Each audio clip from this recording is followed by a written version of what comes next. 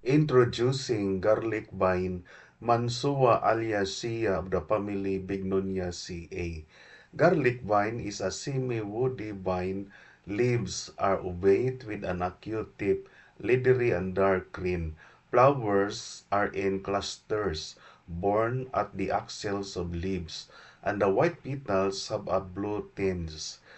Garlic vine is native to Guyana.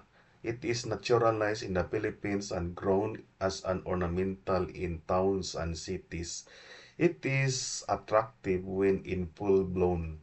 Garlic vine has a long history of traditional use among indigenous communities in the Amazon rainforest. It is valued for its medicinal properties and is used for various purposes. Garlic vine is used in traditional medicine to treat a range of ailments including respiratory issues, digestive problems, skin infections, and rheumatism.